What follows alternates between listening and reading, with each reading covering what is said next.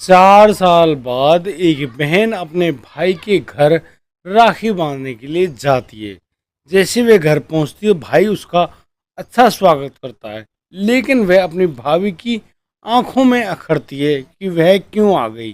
फिर वह भाभी उस ननद से कुछ ढंग से बातचीत तो नहीं करती है, उल्टा उसे लड़ना शुरू कर देती है। और अब उन दोनों की लड़ाई इतनी बुरी तरह से बढ़ जाती है कि वहां पर भीड़ लग जाती है। आसपास के पड़ोसी सब लोग वहां पर इकट्ठा हो जाते हैं। उसके बाद जब वह ननद उस लड़ाई से परेशान हो जाती है तो वह अपने ब्रीफ केस से कुछ ऐसा निकालती है और फिर वह उस भाभी को दिखाती है। वह भाभी उसे देखते ही गस खाकर नीचे गिर जाती है, यानी कि बेहोश हो जाती है।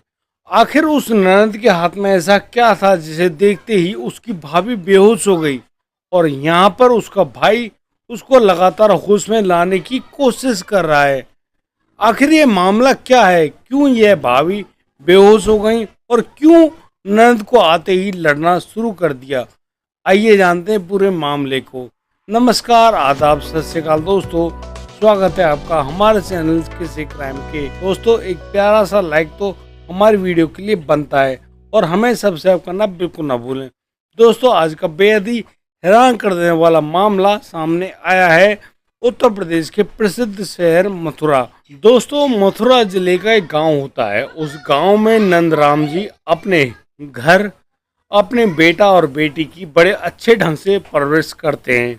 उनकी पत्नी का देहांत हो चुका है एक गंभीर बीमारी के कारण। नंदराम जी की पत्नी की मृत्यु के समय वह बेटा और बेटी छोटे छोटे होते हैं, लेकिन नंदराम जी अपने बच्चों को एक अच्छे पिता और माँ के सारे गुण दे रहे थे और उसी वजह से उन दोनों बच्चों की परवरिश आगे चल रही होती है। नंदराम जी का बेटा जो कि सोनू है और उनकी एक बेटी जिनका नाम सोनिया है, दोनों को अच्छे ढंग से पढ़ा लिखा रहे हैं और वो दोनों बच्चे ग्रेजुएशन कर लेते हैं।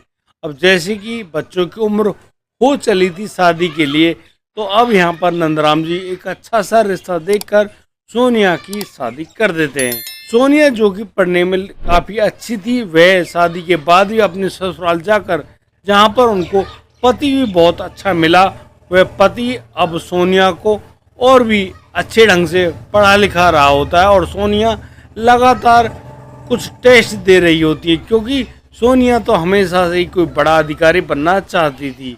उधर सोनिया के भाई सोनू के बहुत सारे रिश्ते आ रहे होते हैं। इकलौता बेटा, अब उसके लिए एक रिश्ता आता है। वह रिश्ता होता है पूजा नाम की लड़की का। पूजा जो कि अपने माँ बाप की इकलौती बेटी है, वह रिश्ता पक्का हो जाता है और फिर सोनू को काफ़ी अच्छा दान दहेज देकर लाया जाता है सोनू के घर उसकी पत्नी बनाकर। सोनू अब पूजा को पाकर बहुत ज़्यादा खुश होता है और आगे की कहानी चल रही होती है। सोनू की शादी में सोनिया भी आती हैं और उसी समय सोनू की जब शादी होती है तो बहुत सारे ऐसे प्रोग्राम होते हैं जहाँ पर ननद भाभी का मेल मिलाप होता है। यहाँ पर जब पूजा सोनिया को देखती है तो पता नहीं क्यों पूजा के दिमाग में सोनिया की बातें कुछ अखरने लगती हैं और यहाँ पर दोनों की कई बार झड़प भी हो जाती है। पूजा जो कि एक बड़े बाप की बेटी होती है, वह सोनिया को बार बार नीचा दिखाने की कोशिश कर रही होती है और इसी बात पर सोनिया बिल्कुल नाराज हो जाती हैं और वह कह जाती हैं अपने पिता और भाई से कि वे अब कभी भी इस घर में लौटकर नहीं आएंगी, क्योंकि जिस घर में उनका मान सम्मान ही नहीं है तो वो इस घर में आकर क्या करें। सोनिया जो कि बहुत ज़्यादा नाराज़ है, अब वह अपने बहुत सारी बातचीत को यानी कि सोनू से और पूजा से करना तो बंद ही कर देती है। कभी कभार वह अपने पिता नंदराम से बात तो कर लेती है, लेकिन उन दोनों भाई और भाभी से बातचीत नहीं करती है। सोनिया ना तो किसी तीज त्योहार पे घर आती है, ना ही रक्षाबंधन जैसे अहम त्योहार को मनाती है। ऐसा होते होते करीब 4 साल बीत जाते हैं। 4 साल के बाद एक दिन सोनिया अपने घर जाने का विचार कर रही होती है और वह अपने भाई के घर पहुंच जाती है। जैसे ही सोनिया अपने भाई के घर पे पहुंचती है तो भाई उसका बहुत अच्छा स्वागत करता है और उसको पास बुलाता है और फिर दोनों बैठकर मिलकर बातें करना शुरू कर देते हैं। इतने में ही सोनिया की भाभी पूजा जो कि पानी का गिलास लेकर आई हैं अपने साथ, वो पानी का गिलास पकड़ाते हुए सोनिया से कहती हैं कि आज तुम्हारे कदम हमारे घर की ओर पड़ कैसे गए, आखिरकार तुम्हारा ये गुस्सा शांत कैसे हो गया, यह तो बताओ। अरे भाई, तुम तो बड़े बाप की बेटी हो, तुम क्यों आओगे हमारे घर। इस प्रकार की जब बातें हो रही होती हैं तो सोनिया चुपचाप से सुन रही होती है। सोनिया कोई खास जवाब नहीं दे रही है, वह हाँ और ना में ही बस अपने सर को हिला देती हैं। इसी प्रकार से उनका समय बीत रहा होता है, लेकिन जो पूजा है वह कहना बंद नहीं करती है। कई बार उसका पति सोनू उससे मना करता है कि तुम पूजा इतनी बात मत करो, घर में आया हुआ जो मेहमान है वह भगवान के समान होता है, उसका स्वागत करो, उसके लिए चाय ठंडा जो कुछ भी तुम्हारे घर में उपलब्ध है वो लेकर आओ भाई, इन बातों से कुछ हासिल नहीं होता। लेकिन पूजा तो ठहरी बड़े बाप की बेटी, वह अब कुछ भी सुनना पसंद नहीं कर रही है और लगातार अपनी ननद से लड़ती रहती है, उसको परेशान यानी कि दुखी कर देती है। दोस्तों, पूजा के मुंह से निकलने वाले शब्द अब गाली गलौज पर पहुंच जाते हैं। जैसे ही पूजा के मुंह से दो चार गालियां निकलती हैं, अब इन बातों को सुनते हुए सोनिया कहती है कि अब भाभी हद हो गई है, अब इससे ज़्यादा एक लफ्ज़ भी मुंह से मत निकालना वरना अच्छा नहीं होगा। तो यहाँ पर पूजा इस बात को सुनकर और ज़्यादा भड़क उठती हैं और कहती हैं कि क्या अच्छा नहीं होगा भाई, क्या कर लोगी, क्या मुझे इस घर से भगा दोगी।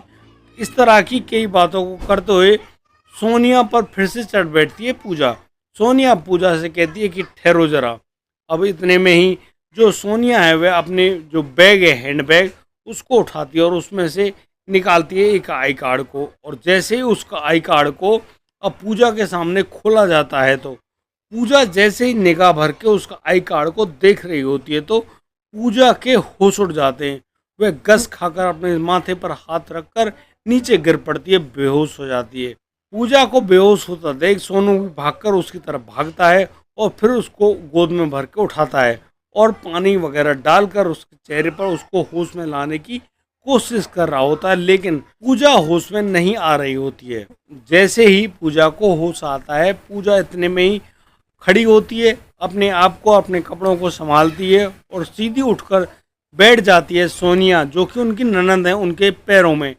उनके इस प्रकार का व्यवहार देखकर सभी लोग हैरान रह जाते हैं, परेशान हो जाते हैं, भाई ये हो क्या रहा है। क्योंकि पूजा की इस प्रकार की बातें, चिल्लाने की जो आवाज़ होती है उससे आस पड़ोस के लोग इकट्ठे हो जाते हैं। हमारे ग्रामीण इलाकों में ऐसा तो होता है कि जब भी कहीं झगड़े की कोई बात हो रही होती है तो आस पड़ोस के जो पड़ोसी लोग हैं वो सब लोग इकट्ठे हो जाते हैं। सभी लोग हैरान हैं कि आखिर अब पूजा के मन में ऐसा क्या आया जो ये हाथ जोड़कर अपनी ननद सोनिया से माफ़ी मांग रही है। अभी थोड़े समय पहले तो यह सोनिया को काफ़ी बुरा भला कह रही थी, लेकिन यह इनके पैरों को पूछ रही है। आखिर ऐसा क्या हुआ, आखिर उस आई कार्ड में क्या देखा। सभी के दिमाग में यह कौतूहल का विषय था कि आखिर उस आई कार्ड में पूजा ने क्या देख लिया। अब सोनिया का भाई सोनू अब आगे बढ़ता है और अपनी बहन से उस आई कार्ड को देखने के लिए कह रहा होता है। अब सोनिया अपने भाई को उस आई कार्ड को दिखाती है तो जैसे ही सोनू उस आई कार्ड को देखता है उसकी आंखें फटी की फटी रह जाती हैं। वह अब बिल्कुल सीधा तनकर खड़ा हो जाता है और अपनी बहन सोनिया को सैल्यूट मारता है। उसके इस प्रकार के सैल्यूट को मारने को देखकर सभी लोग हैरान हैं, भाई आखिर इस आई कार्ड में है क्या। अब सभी लोग बड़ी ही हैरानी से पूछ रहे हैं, सोनिया ऐसा क्या है इस आई कार्ड में, भाई हमें भी तो दिखाओ। तुम्हारी बहन, तुम्हारी भाभी बेहोश हो जाती हैं, तुम्हारा भाई तुम्हें खड़ा होके सैल्यूट मारता है, आखिर ये बात क्या है। तो यहाँ पर अब वह सोनिया सभी को उस आई कार्ड को दिखाती है तो सभी लोग यह देखकर हैरान रह जाते हैं कि सोनिया तो एक बड़ी आईपीएस ऑफिसर है। सोनिया तो बड़ी आईपीएस ऑफिसर है और आईजी रैंक की पद पर काम कर रही हैं और यह बात उसने सभी से छुपा कर रखी, किसी को भी नहीं बताया कि वे इस जगह की इतनी बड़ी आईजी पद पर तैनात हैं। कब सोनिया का सिलेक्शन हुआ, कब सोनिया आईपीएस ऑफिसर बनी, कब उन्होंने इतनी बड़ा पद प्राप्त किया, इन बातों को वह अपने भाई सोनू और अपनी भाभी पूजा को भी नहीं बताती थी। लेकिन इन सभी बातों की जानकारी उनके पिता नंदराम जी के पास तो होती है। नंदराम जी अब वहाँ पर जब आते हैं तो वो कहते हैं कि मेरी बेटी की कामयाबी पर मुझे बड़ा फक्र है और मेरी बेटी इस बात पर बिल्कुल खरी उतरती है कि वह इतने पद के लायक तो है, क्योंकि वह बहुत ही अच्छी प्रतिभाशाली लड़की है। हर लड़की को इस प्रकार का प्रतिभाशाली होना चाहिए और उसको अवश्य इस प्रकार के प्रभावशाली पदों को ग्रहण करना चाहिए। अपने पिता को देखकर जो सोनिया है वह थोड़ी भावुक हो जाती है और जाकर अपने पिता से गले मिलती है। अब सब पूरा परिवार एक दूसरे को गले से लगाते हुए कहता है कि हमसे गलती हो गई, हमने जो सोनिया को इस प्रकार से दुत्कारा और जो बातें कही उनके लिए हम बहुत ही शर्मिंदा हैं। पूजा भी अपनी बात को यही कहती है और बार बार माफ़ी मांग रही है अपनी ननद से कि हमसे गलती हो गई। अब खुशी खुशी रक्षाबंधन का त्यौहार है वे मनाया जाता है। सोनिया बड़े प्यार से जिस राखी को अपने भाई सोनू के लिए लेकर आई थी, सोनू के हाथों में उसको बांधा जाता है। सोनू भी बड़े प्यार से बहुत सारे अच्छे सुंदर गिफ्ट, बहुत अच्छी सुंदर साड़ियाँ, मतलब कि उसके पास जो कुछ भी अच्छा था सब कुछ अपनी बहन के लिए कहता है कि बहन जो भी पसंद हो तुम्हें वो तुम ले सकती हो। इस प्रकार से एक बहन जब 4 साल बाद अपने भाई के पास राखी लेकर गई, रक्षाबंधन के त्यौहार को मनाने के लिए गई, तो उसकी भाभी ने उसके साथ बुरा बर्ताव तो किया, लेकिन जब अपनी ननद की कामयाबी को देखा तो बिल्कुल वह फूले ना समाई, बेहोश तक हो गई और बाद में हजारों बार माफिया मांगते रही।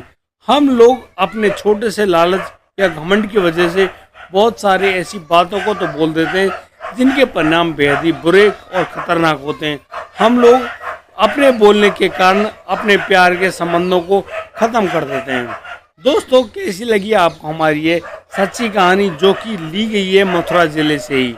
और दोस्तों, यदि आप लोगों को कुछ सीख मिली हो इस कहानी से तो उस सीख को इस कमेंट बॉक्स में लिखकर अवश्य बताएं, ताकि और लोग भी आपसे एक अच्छी सलाह ले सकें और इसी प्रकार से वो लोग इन बातों को अपने जीवन में उतार सकें, जिससे हम और हमारा समाज बड़े ही अच्छे ढंग से आगे बढ़ता रहे। दोस्तों, अब दीजिए मुझे इजाज़त, मिलता हूँ कल, लाता हूँ एक और नया मामला। तब तक के लिए आप बढ़िया रहें, बेहतरीन रहें, अपना और अपने परिवार का बखूबी ख्याल रखते रहें। जय हिंद, जय भारत।